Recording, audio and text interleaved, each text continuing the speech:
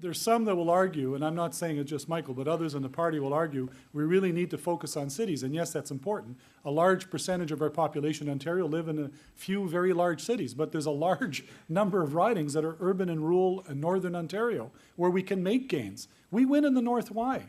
We win in the north because we're out there speaking to Northerners about issues that are important to them. We don't normally just do the stuff that you hear at Queen's Park. We talk about the economy, we talk about services, we're engaged with them so that they vote for us in greater numbers. So that we as a party need to develop some rural policy. We're really thin on the rural policy side, but more importantly, to have the capacity to go into those rural ridings and to engage with people and talk about how they can help us and how we can work together to form that next government so that we can respond to the issues of not just large cities, but to urban and rural and far north Ontario. I think if we do that, we have the ability to go forward. Thank you. Thank you for the question. When we look at what is happening now with the McGuinty government, essentially we have benign neglect in the ag sector. If we're actually going to make a difference, we have to decide that we want agriculture in Ontario. Everyone agrees that farmers feed cities, but they can't do it if they're bankrupt. And if we're actually going to have farming, food security in this province, we have to make sure that we have a Buy Ontario policy for the Ontario government and the organizations that it funds so that we're buying food from our local producers. We have to make sure that there is access to markets. In the last election, the NDP called for reservation of space on supermarket shelves so that homegrown produce actually gets sold. It's good for our economy, it's also good for our environment. And we have to help farmers who are in a position to produce renewable energy, make that energy and sell it. Farmers have tried to put up wind turbines on their land in this province and they've been discouraged by Hydro One, unrealistic standards set. We need to have a multi-pronged approach and we have to have food produced here. Thank you. We need to recognize the importance of our farmers. And it's been said, farmers feed cities. And I know I'm an urban boy, but I know where my food comes every single day. And I want to be able to do for farmers what they have done for us. And that we need to subsidize them. We need to start looking about the family farm and why people are leaving that family farm. The average age of farmers today in Ontario is 55. The sons and daughters don't want to stay there anymore. It's not a secure future. We need to make it back into a secure future for several reasons, but the most important one is the security of our food supply. What is going to happen in Ontario or in Canada when we can increasingly rely on foreign imports? Does anybody want to get all of their food from China? It's probably the cheapest, but I will tell you, you have to see what's happening there with kids dying from tainted milk. You have to see what's happening with the pets dying from the pet supplies and stuff. We have to have the security of supply. I trust the farmers of Ontario, and I am willing to help them economically and financially to stay on the land and to continue what they do best, and that is feed me. Thank you. Andrew? Thanks very much. Some people might think Hamilton is an urban center, but in fact, 40% of the Hamilton economy is agricultural. When Hamilton was amalgamated, it was amalgamated with our rural sister communities that surround us. And so I know very well from being on City Council how important farming is. I also know that we lost the last canning plant down the road in Grimsby from Hamilton because the government was not there to help that company make a go of it. And so now all the peach trees had to be pulled out of the ground and have to be replanted with something else. We've lost that opportunity. I'm also at a city where we're clamoring for an airport, and that airport's going to mean that our urban sprawl is going to continue to expand up to the airport over top of what? Agricultural land.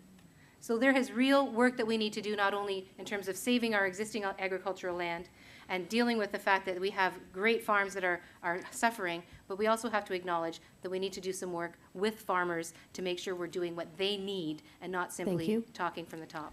And well, there's no question that we need to have a rural policy that brings people to us. If we want government in this province, if we even want to be a very substantial opposition in this province, we are going to have to talk to rural agricultural Ontario in the language that they understand, and we need to weave together a program that helps both sides. Right now, cities are choking on sprawl.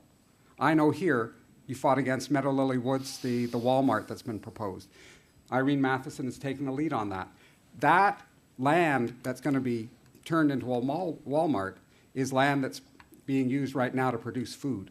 We have to fight against sprawl, both to protect our cities, but also to protect our farmers who are driven off. People who can't afford to buy land because the price that suburban developers, Walmarts, power centers can put forward is higher than their children can afford to bid for that land. So there is the opportunity for weaving together those two agendas, one that benefits us right across the province and gives us that chance to build those seats so that we can do what needs to be done here in Ontario. We have to reach out to farmers. I will tell you, one of the things that I've advocated at a 107-seat policy is to allow us to get candidates we've not had before. We need to have farming community people come forward to be candidates. I saw what happened in Temiskaming with John Vanderhoff. That's his name? Van Toff. Van Toff. We never had a farming candidate for a long time. He showed up there. He almost won the riding. He almost took it off David Ramsey because the farmers understood him. He understood them. He talked their language. And I think in every single rural community, every single one that has large farming communities, we should be out there looking for farmers. You know, what do I know about farming? I have to be blunt. What do any of us know about it? But the farmers know about it, and the farmers know how to speak the language of the people there. We need to trust them. We need to recruit them. We need to listen to their sage advice. We need to have them help us develop policy, and then we need to follow them. That's why we need to open up the NDP to new ideas and new people. John Van Toff lost by 300 votes. You know why? There was no money at the local riding association to have the volunteers and the paid staff to find those votes.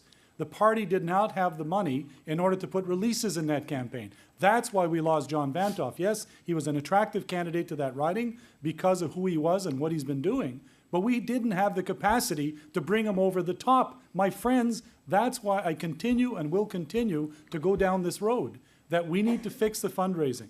The other thing I would say is that what I bring that's unique to this about rural Ontario, Northern Ontario, and urban Ontario, I've lived in Toronto for over 20 years, both as a member and when I was on staff prior to that and when I went to school, traveled Toronto a lot. I live in small town Ontario, in Northern Ontario.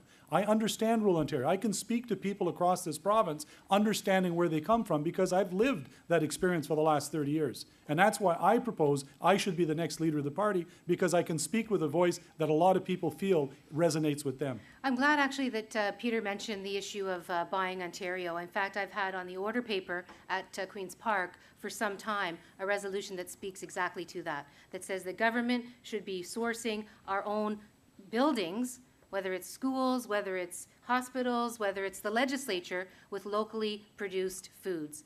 I also believe that there are other challenges, though, that farmers are facing. And some of you might know Grant Robertson. He's on my team helping me with my agricultural policy. So I'm actually having that dialogue as I build my platform near the end here. The issue, though, is it's not only communicating with the farmers and getting their perspective, but we have to acknowledge that there are threats that are currently in the environment that prevent farmers from being successful. I was talking just today with a woman who was saying to me, you know, as these plant closures happen in smaller communities, you have to recognize that a lot of the people that work in these plants work in the plant as well as on the farm.